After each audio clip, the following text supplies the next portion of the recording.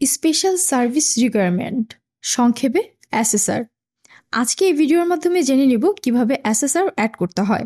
প্রথমে বুকিং থেকে এয়ার টিকেটসে চলে যাব। আমি যে টিকিটের এগেনস্টে এসএসআর অ্যাড করব সেই টিকিটটি প্রথমে ভিউ করতে হবে। তো ভিউ অপশনে ক্লিক করব এবং ক্লিক করার সাথে সাথে যে ইন্টারফেসটি দেখতে পাবো রাইট সাইডে ticket refund, ticket free issue, cancel open, add SSR, এই ধরনের ইন্টারফেসটি দেখতে পাবো। অ্যাড এসএসআর এখান থেকে আমি সিলেক্ট করে ক্লিক করে ফেললাম। তো যে সেগমেন্টের এগেনস্টে আমি এসএসআর অ্যাড করব সেটি সিলেক্ট করে নিলাম। যে প্যাসেঞ্জারের এগেনস্টে আমি এসএসআর অ্যাড করব সেটিও সিলেক্ট করে নিলাম। এইখানে বেশ কিছু এসএসআর অপশন আছে।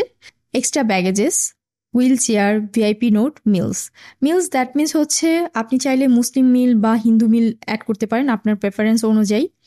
ভিআইপি নোট দেন হচ্ছে আপনি সিট অ্যাসাইন করতে চাইলে সেটি এখানে নোট আকারে দিয়ে দিতে পারেন। দেন হুইল চেয়ার, আপনি স্পেশাল কোনো সার্ভিস চাইলে স্পেশাল সার্ভিস আপনি হুইল চেয়ার অ্যাড করতে পারেন।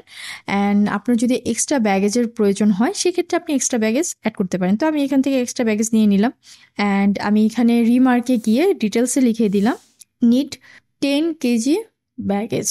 আরেকটা কথা বলে রাখা ভালো, যদি আমার ব্যাগেজের জন্য অ্যাডিশনাল কোনো চার্জ রাখে সেটাও কিন্তু আমার সাবমিট করার পর চলে আসবে। তো আমি সাবমিট অপশনে ক্লিক করলাম। আমার রিকোয়েস্টটি সাকসেসফুল হয়ে গিয়েছে এবং অ্যাডমিন প্যানেলে কিন্তু আমার রিকোয়েস্টটি চলে গিয়েছে। এখন আমি রেসপন্স বা স্ট্যাটাস যেটাই বলি না কেন চেক করার জন্য এখানে চলে আসলাম। তো এখানে আমার স্ট্যাটাসটা প্রসেসিং দেখাচ্ছে। 10 থেকে 15 মিনিট বা 20 মিনিটের মধ্যেই কিন্তু আমার রিপ্লাই চলে আসবে। যদি কোনো অ্যাপ্রুভ তারা করে দেয় তো সেক্ষেত্রে হচ্ছে এখানে অ্যাপ্রুভ আসবে। তো আমি পরবর্তীতে চেক করার জন্য ইনবক্সে গিয়ে কিন্তু অ্যাপ্রুভ হলে অ্যাপ্রুভ বা হচ্ছে গিয়ে কোনো অ্যাডিশনাল চার্জের প্রয়োজন আছে কিনা সেটি কিন্তু এখান থেকে দেখতে পাবো।